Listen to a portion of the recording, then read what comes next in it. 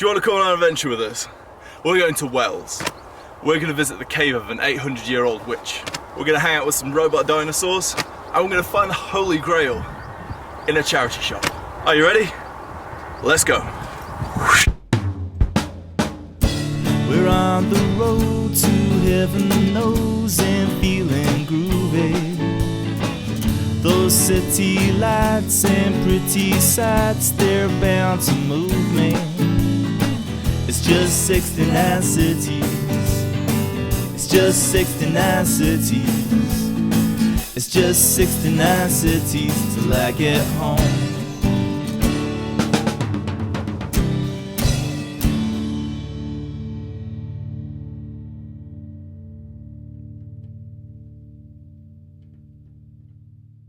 "69 Cities" is a musical van life adventure where we're going to every city in the UK to discover unsigned independent musicians and share them with the world.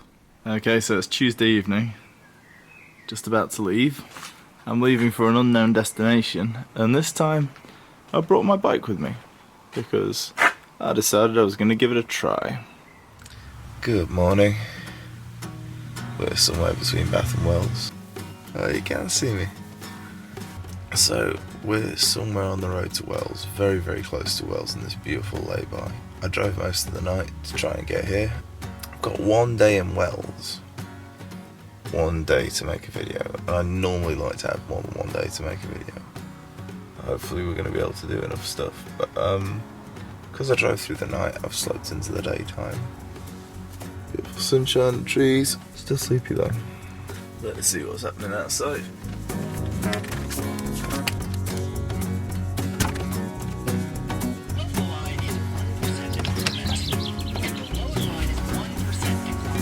Now, Wales is the smallest city in the UK, and I'm finding this is causing me a little bit of a problem because we have three options. We have go to Wales, where there's a cathedral and a medieval bishop's palace and stuff, and we've got Wookey Hole, which is a giant cave in the mountains, which is good, like, you know, that's the kind of thing. It's like 20 quid. And you got Cheddar Gorge, which I think we can go to and do some stuff for free.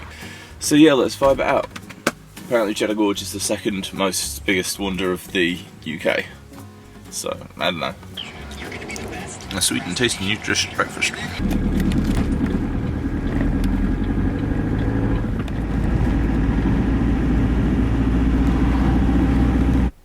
A quick pause for a special 69 Cities announcement.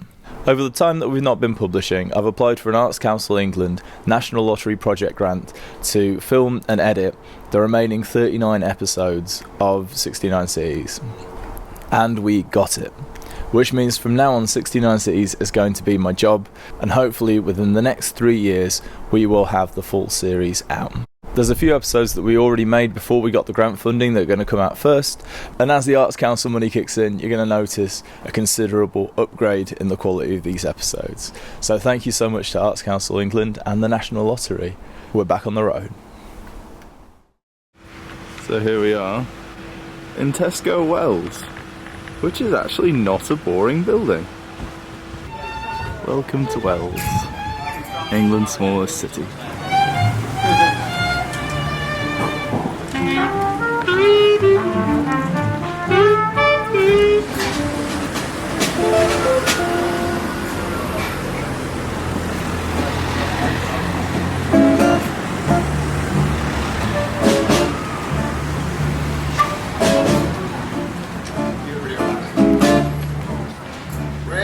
I went down Old Joe's Ballroom on the corner right by the square. I bet you your bride was and the big Joe McGilly was there. He gave stood by my shoulder. His eyes were bloodshot red. Stood by my shoulder, and these are the words that he said.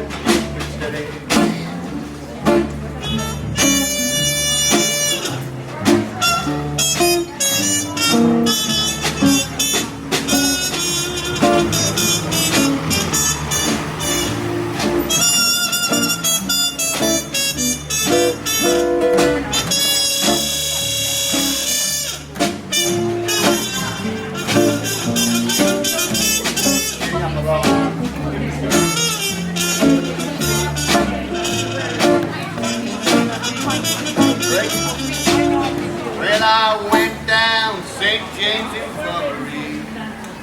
I saw my baby there, stretched out on a long white table. Yeah, she was so sweet, so cold, so fair.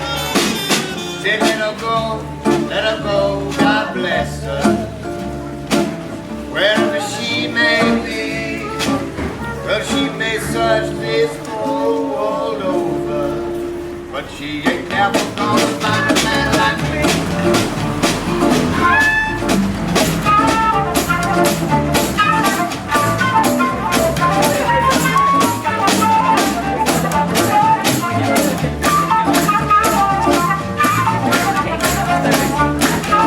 Oh, when I die, baby, me, my straight languages, where your backpack road and your sticks in hand, put that $20 piece on my one hand. Well, the boys know I died thinking that.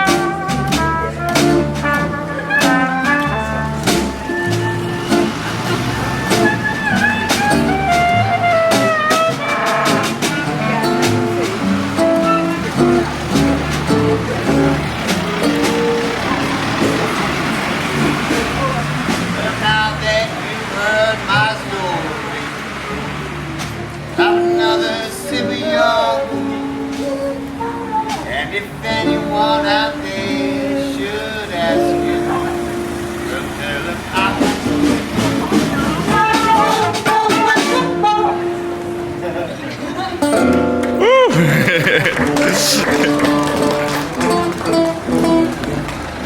So Wells takes its name from the springs or wells which rise within the gardens of the Bishop's Palace.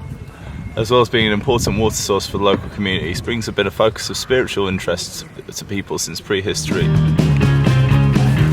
This place is called the Penniless Porch, built around 1450 by Bishop Beckington, a benefactor to the city. Here is where beggars used to ask for alms.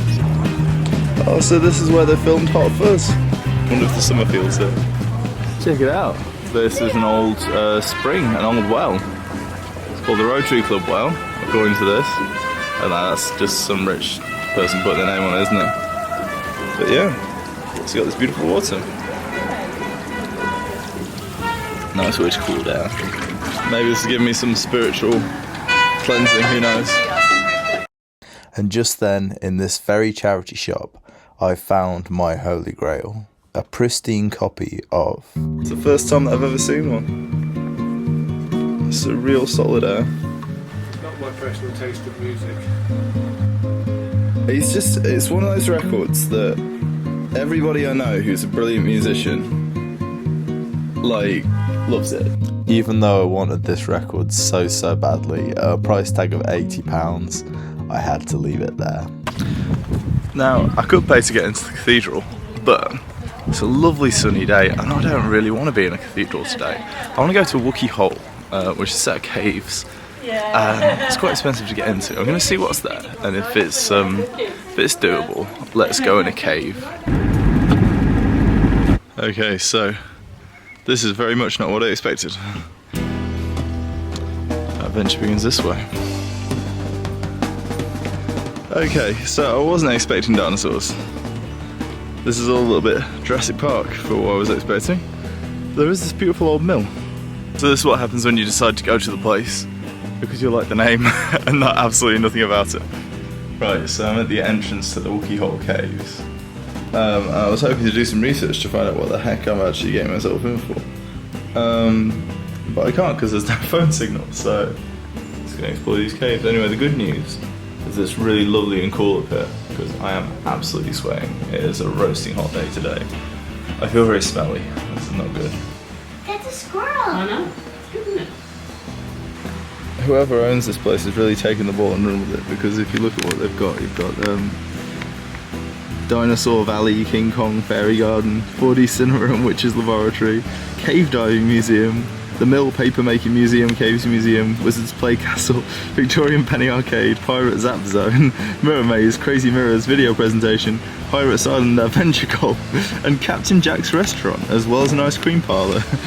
There's even a Wookiee Hole Hotel, so yeah, you don't just get your cave. Like, I feel like I might get that 20 quid's worth after all.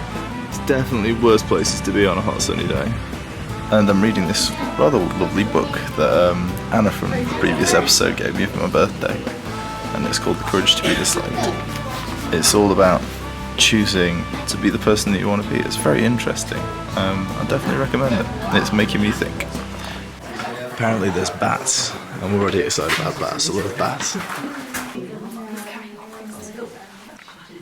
It's just kind of wet and damp to the touch. It's very beautiful. There are rare horseshoe bats which live and hibernate in the caves. The cave is a natural cave. It's been carved out of the limestone that surrounds us by an underground river. This is not my question, but why is there a piece of block there? Oh, that thing. Oh, these things. Oh, those are self-destruct buttons there. We mustn't touch those. But the people that lived in here were called Celts, Iron Age people from about roughly 2,000 years ago. So they farmed the valley but lived in the cave. Then they eventually moved on, and the only other person that lived here was an old woman. And the old woman lived here 1,000 years ago. And it's around this old woman that the story of the witch has grown up. The witch, Wookiee Hole.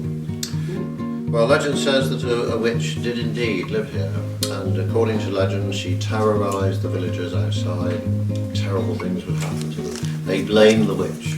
Now, we do know that a woman lived here, because when the cave was excavated more than 100 years ago, the archaeologists found the skeleton of an 8th century old woman somewhere on the ground where it was standing. It's over there, I think. I avoid that. The legend goes that men with shotguns came down to this cave, put hay down on the ground, and shot down the stalactites to go and put in Alexander Pope's underground grotto that he built under his manor house. This guy was a very famous poet of like the Victorian era. From my research online, it seems like there was one stalactite in Alexander Pope's grotto. And he brought some soldiers with him with muskets, and they put some straw on the ground, and they shot down the stalactites from the ceiling and took them away. And that's something that used to happen in caves years ago. Early visitors didn't really respect caves very much, and they would snap these stalactites off the souvenir. Well, this is the third chamber, and this used to be the end of the cave tour. It's called the Witch's Park now. Up until 50 years ago, you couldn't go any further than here unless you were a diver, because much of the cave system beyond here is underwater. And right at the end of there, there's a submerged opening where the river is coming in. And if we were divers, we could swim upstream through that opening and we'd pop up in the fourth chamber. first time they tried that was in 1935. It was the first cave dive done anywhere. And it was done by a man called Graham Morgan and a woman called Penelope Powell. And they went into the river from the back wearing the old Sieber Gorman diving suits from the time, big canvas suits with fishbowl helmets on the head made of copper, lead-weighted boots on the feet. The BBC got to learn about that first cave dive, and they rigged up telephone wire and microphones inside the divers' helmets, and the divers actually spoke live on the radio to people at home as they walked along the river bottom. And they described this green world, this everything coloured green, even the shadows cast by their lights. By 1949, they reached chamber 9. Modern divers today have reached as far as chamber 25, so it's about a mile on the roll. Here we can see some cheddar cheeses maturing in the cave. Apparently cheese was matured in caves around here centuries ago, but it's only in the last 20 years that they've revived this way of doing it. So when they make the cheeses, they wrap them in cloth, and they'll spend maybe a year in an ordinary refrigerator, but then they'll spend 6 months in here. So all this here would have been solid rock 50 years ago, all blasted out with dynamite, and this is where we break into the cave again at the 7th chamber. So from here on, we're seeing caves only the divers would have looked at years ago. See if they give a bit more headroom. Thankfully, mine is over the top. Yeah.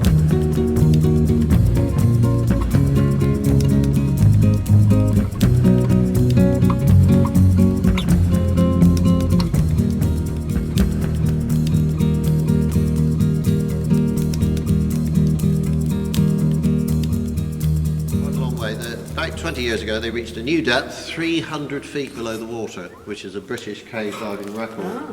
But they reckon beyond there's another 1.5 miles of unexplored caves. Just heard that when Tom Baker was Doctor Who, he fought the Cybermen inside these tunnels, which is pretty damn cool. Oh, that's amazing. The word axe, I got mixed up because the river axe, the word axe is the Celtic word for river, and the word axe is a bit like the river Ex as well, on Exmoor, it's the same word. A hole in German, HLL, also means cave, so it's sort of like 2 words for cave really. Yeah. So nothing could have quite prepared me for the surreal experience of Wookey Hole, and it was good. It was really, really good. So Wookey Hole seems to be 1 part incredible million-year-old natural beauty, 1 part incredibly cheesy children's theme park, 1 part these amazing old arcade machines. Wookey Hole was really, really cool, and I can definitely recommend anybody passing this area to come check it out. There was way more from the tour that I didn't include here, and just from the grounds and everything that you see here, come check it out. This place is amazing. Sorely tempted to take my shoes and socks off and just dangle my feet in there.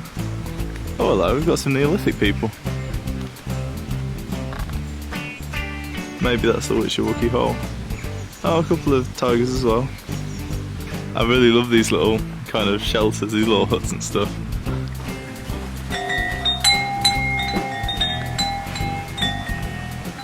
There's a paper mill. This water's so fierce it has to be kept behind bars. This guy's a gentle giant though. Look at him. I presume that this is the fairy garden. That's one of the fairies. These fairies do seem to vary in scale a little bit. I wonder what language this is carved in. That was actually reasonably shocking.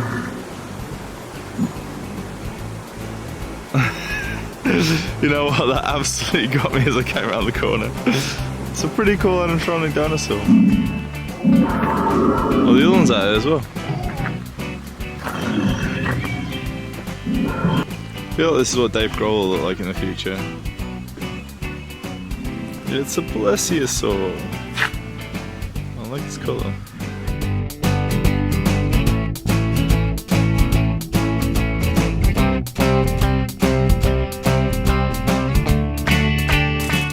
And then there was the Scooby-Doo cinema, which It was so weird, like all around the park there were just these pictures of Scooby-Doo characters, and they seemed to bear no relation to absolutely anything at all. There was this 4D Witcher cinema experience. It was all based around the Witcher Wookiee Hole, but you got in there, and then it was Scooby-Doo.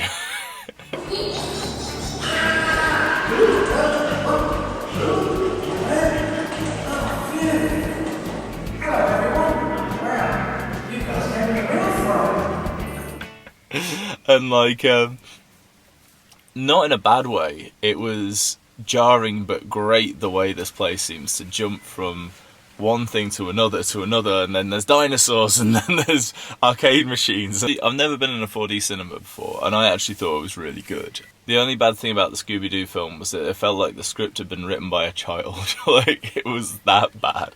Somehow they didn't have the proper voice actor for Scooby-Doo either. Like, it was like, Scooby-Doo sounded just like an American man. Like, the 4D was great though, because the cinema seats, they had like actuators that sort of bumped you around, and you kind of feel the experience of the action on the screen. But it also had like cold air that blew onto your neck and onto your legs. That just kind of gave you a bit of a creepy feeling, and it didn't always fully align with what was going on screen or make sense why you'd be feeling that, but it did draw you into the action. The other weird thing is they had these like little things that sort of poke you in the bum as you're sitting on the seat. It felt like kind of forced at times, like, okay, Velma's sitting on a chair, then the chair collapses, and then you feel this thing sticking in your bum, and it's like, well, you obviously wrote that bit to use that bit of the seat or whatever. It felt like being touched up by a machine. There was also a paper mill museum in the middle of everything. We're now inside the paper mill. It's been really beautifully restored, so I'm glad that they've done that. It's really cool. So this is all the paper making equipment. It's incredible it's still there. It's absolutely incredible. So everything's still here. This is all the Victorian equipment. Oh my god, and it looks like they actually do make papers here still. So it's all kind of pulled into a pulp in that van. Then something happens to it. This is the paper that they're making. Looks like a kind of parchment-y type of paper. I see how it works now. So they will collect all sort of old rags, and people would just be sat here cutting the buttons and bits off, and then they'd cut them into these tiny pieces, pulp them, and then make them into paper.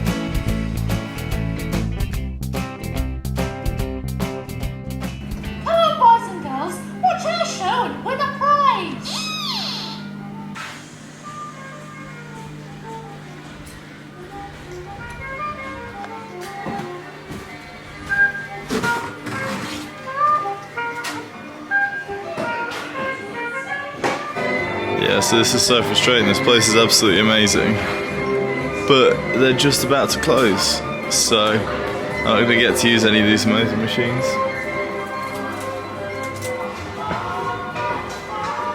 You can take a little tour though. Can't find my way out of this place. Pretty incredible though. Wow. And here in the gift shop, you can buy the paper made in the paper mill. Random lady hanging from the ceiling, as you do. And you can buy the cheese we saw earlier. We hadn't even got to Pirate Island Adventure Golf. It's such a shame about the timing because those old amusements looked absolutely amazing. I really wanted to have a good play with them.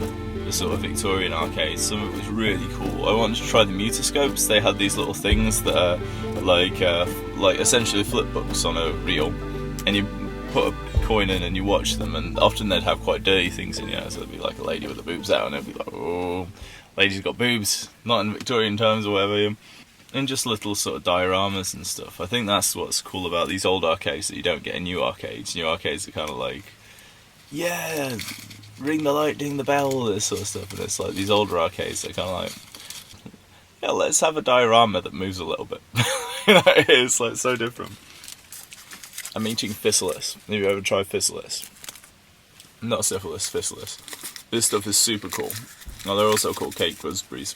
They're literally like nature's candy, so it's like wrapped in a little thing, and you peel it open. It Taste so good. Can't explain it. Kind of fruity bitterness. Rice cakes. This has actually been way better than I expected. I wanted to get to Cheddar Gorge. I think this has been too interesting, you know. I think if you try to do too much, sometimes it just goes wrong. I'd like to cycle. Apparently there's a cycle path along Cheddar Gorge that people cycle on. I don't know. That could be interesting. Okay, let's find out what happens next. Let's see what happens in this crazy day. Wow, Wells, you are far more interesting than I expected you to be. I mean, it's not a bad life, is it? It's out here on a sunny day, enjoying the trees. Right, so this is a Wookiee update from Wookiee Hole. Unfortunately, the Wookiee Hole Club open mic is next week. I was hoping to have a bit of a sleep, and then go to the Wookiee Hole Club, but instead we're going to the King's Head in Wells, which I'm kind of glad about because I feel like I've neglected Wells. I only spent about an hour there. We are going to head to Wells for a well good time. The King's Head is just there. They do have an open mic night. My van is just there. What a stroke of luck. That cathedral definitely looks like it's had its head cut off. The wonderful Ross Kirk treated us to a warm welcome with this oft-forgotten #1 smash of the 70s. Well, it's foggy on the common and you just can't see. And I waffle into you and you waffle into me. Just remember we're so lucky to be waffling free. Remember, remember, remember, remember, remember, remember, remember.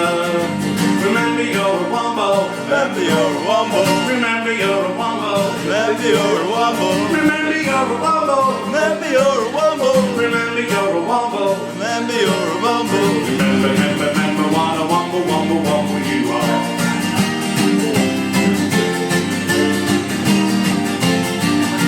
Remember, remember, remember, remember, remember, remember, remember. Remember you're a wombo. Remember you're a wombo. Remember you're a wombo. Remember you're a wombo. Remember you're a wombo. Remember you're a wombo. Remember you're a wombo. Remember you're a wombo. Remember, remember, remember what a wombo, wombo, wombo you are.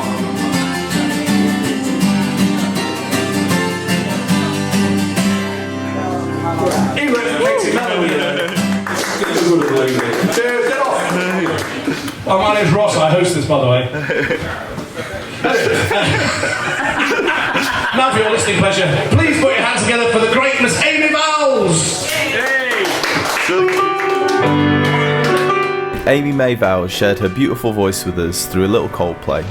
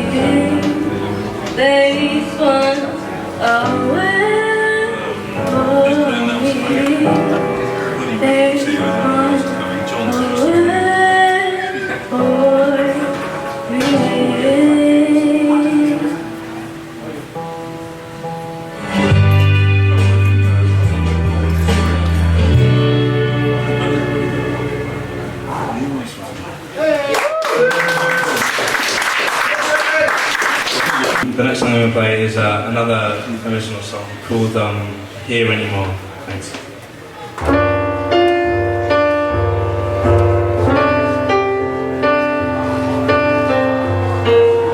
DODG shared with us some inspirational and emotional piano-based songwriting.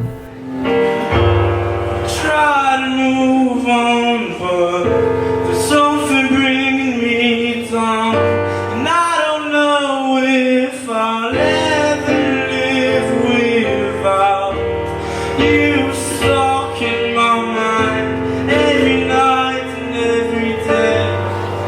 Just leave me alone, 'cause it's killing me inside.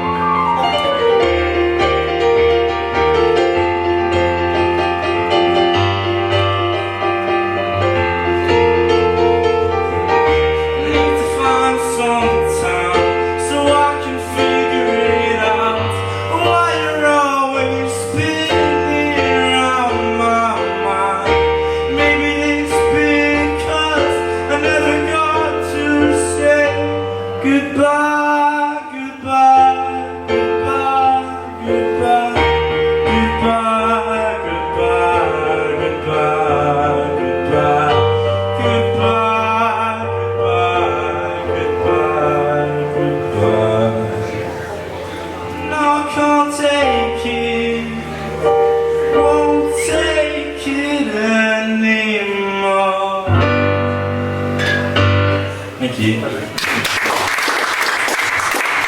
Amazing. Say everybody! Just don't know Stay away from the light, Caroline! Stay away from the light, Caroline! Scott and Ralph came together to form Scralf to share with us a moody blues masterpiece. Nights in white satin, never reaching the end.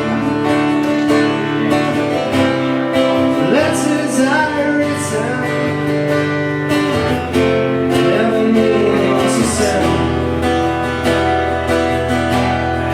Beauty I always missed, with these eyes before. Just what the truth is, I can't say anymore, 'cause I know. Yes, I love you. Oh, how I love you.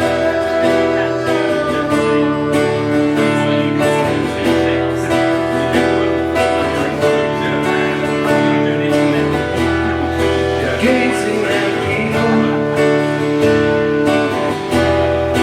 some hand in hand. Just what I'm going through, they can't understand.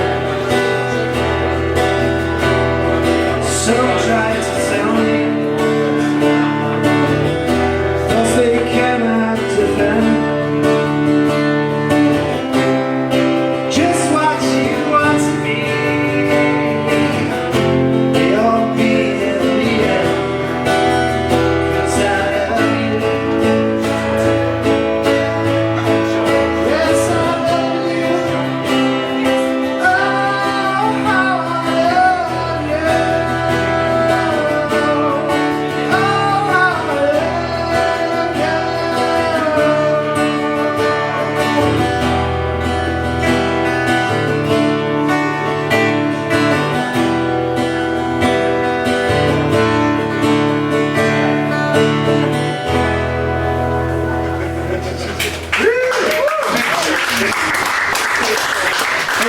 Can you please show your appreciation? I forgot on telly. For the great Mr. Steve Abbott!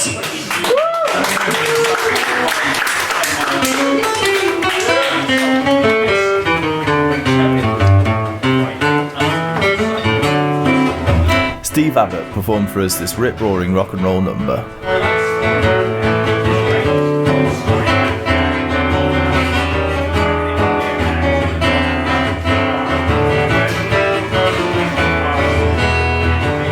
My baby left me for somebody new.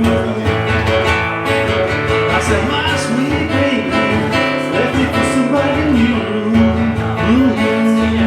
So you hold me tight, baby. Yeah, I think of you. My baby's gonna left me. My baby gonna left me. My baby, she left me. My baby gonna left me. My old lady, thank you for somebody new.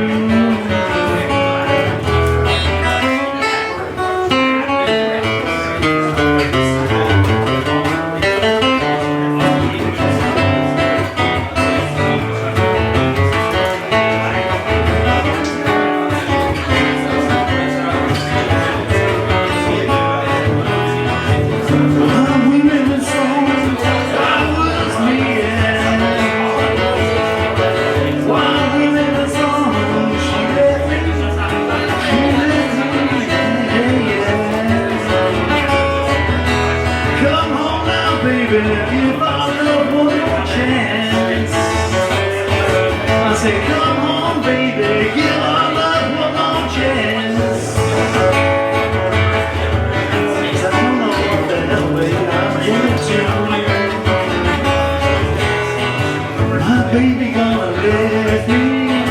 My baby gonna let me. My baby, she left me. My baby gonna let me. My woman left me for somebody new.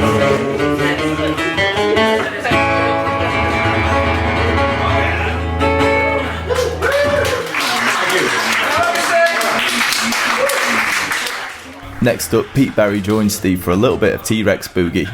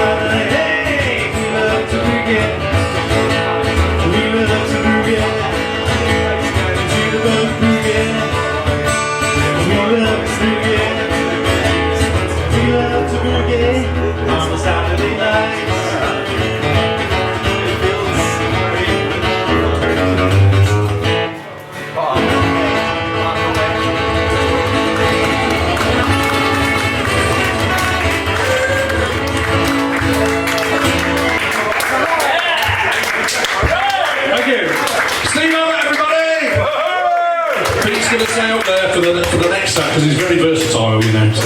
So I'm on holiday next week, so I thought this would be appropriate. To perfectly capture the mood of this summer heat, Al Stewart shared with us this true Cliff Richard holiday classic. We're all going on a summer holiday, more working for a week or two, fun and laughter on a summer holiday, no more worries for me and you, for a week or two. We're going where the sun shines bright.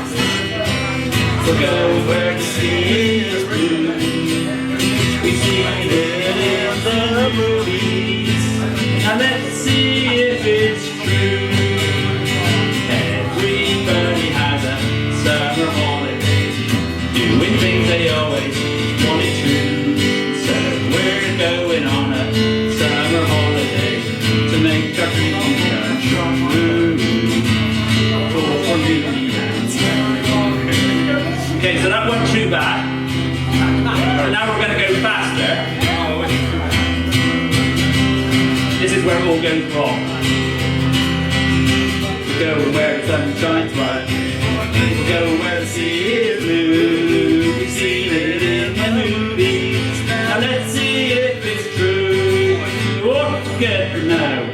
Everybody has a summer holiday, doing things they always wanted to. So we're going on a summer holiday to make our dreams come true. For me and you.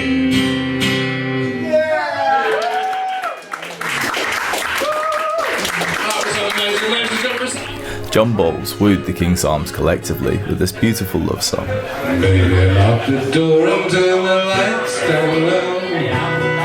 Put some music on that's soft and slow. Baby, we ain't got no place to go. Hope you understand. I've been thinking about this all day long. Never felt a feeling quite this strong. Can't believe how much it turns me on just to be your man. There's no hurry, don't you worry, we can take our time. Come a little closer, let's go over what I had in mind. Lock the door and turn the lights down low. Some music on that's soft and slow.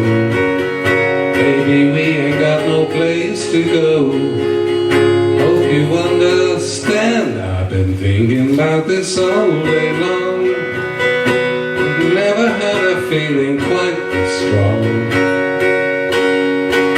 Baby, you know how to turn me on just to be your man.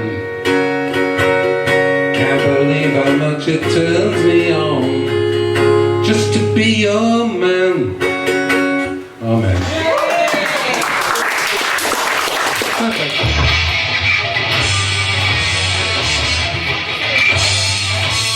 Next up, rock guitarist Charlie Hessamore shredded his way to victory through a stunning set of songs.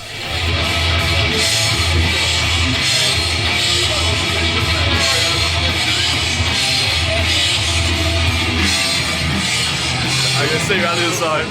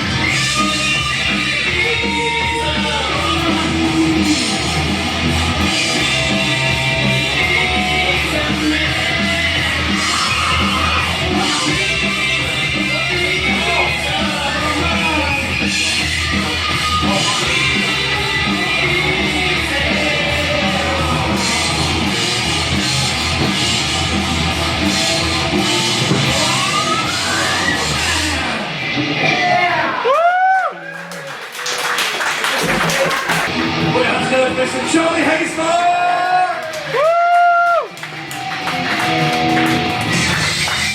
Finally, it was my turn to play out the night. I borrowed Ross's 12-string guitar to play my dream song. So this song's got a little story behind it. I was reading about Salvador Dali, you know, the painter who used to do the clocks and the elephants and stuff. I was reading an article about him, and he said that the way that he came up with his ideas was by lucid dreaming. And there's a special kind of dream state you can get into where you can control your own dreams. So what he used to do is he used to lucid dream the image of a door. He'd open the door, and then his next painting would be behind the door, and he'd be tapping into something in his subconscious that was sort of really beautiful. And one night I actually managed it. So I was in this dream. I was like, right, okay, I'm going to do what Salvador Dali did. I'm going to imagine these doors, open the door, and I was like, my song's going to be behind it. It's going to be the best song ever. So I opened the doors, and there was this giant auditorium, and there was like ballet dancing, and this amazing ethereal music was playing. That sounded weirdly like Goldfrapp, actually. Like, I don't know why, but like, yeah. So I lucid dreamt like the best song in the world, the most beautiful song. And I woke up in the morning, absolutely couldn't remember it. So the only thing that I could remember was one line of it, and that's the first line of this song. So this is not the greatest and best song in the world. It's just a tribute.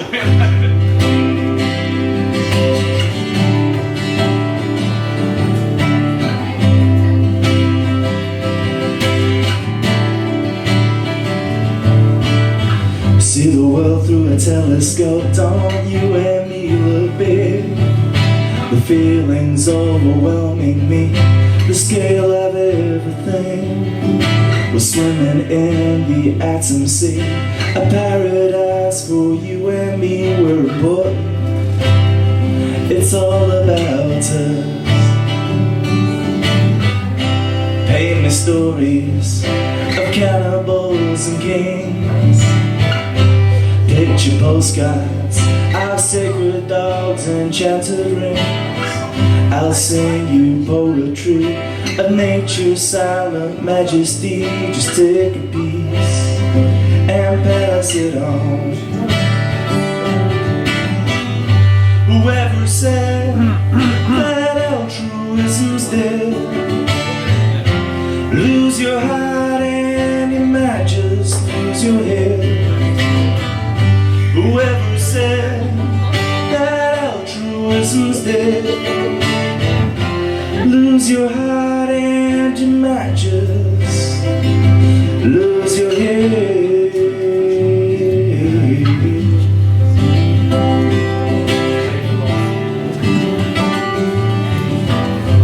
Kiss my eyes tonight and will me out to sleep.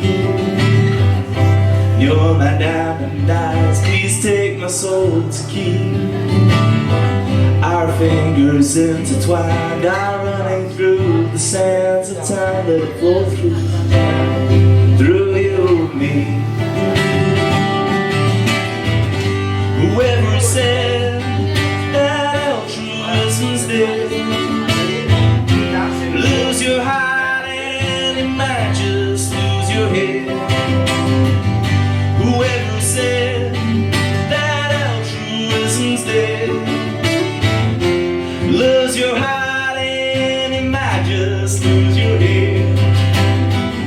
Whoever said that altruism's dead, lose your heart and you might just lose your head.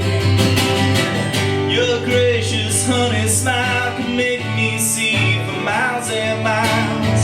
We are infinity, the world revolves round you and me. The sky is blue, the ground is black, there's demons clinging to our backs, and the death, the murder, hate parade will make them go a different way. Whoever said that altruism's dead, lose your heart and you might just lose your head. Whoever said that altruism's dead, lose your heart and you might just lose your head. Whoever said that altruism's dead, lose your heart and you might just lose your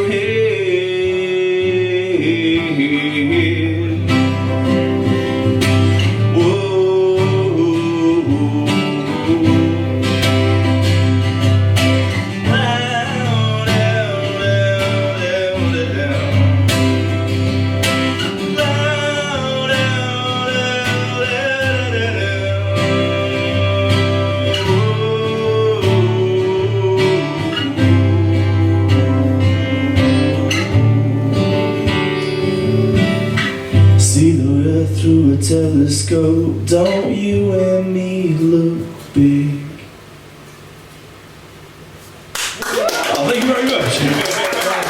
Oh, that sounds so lovely on the Charles string. Thank you very much for lending that. Ladies and gentlemen, Mr. Sam Harrison, all the way from Lincoln. That altruism's dead. Lose your high and your matches. Lose your head.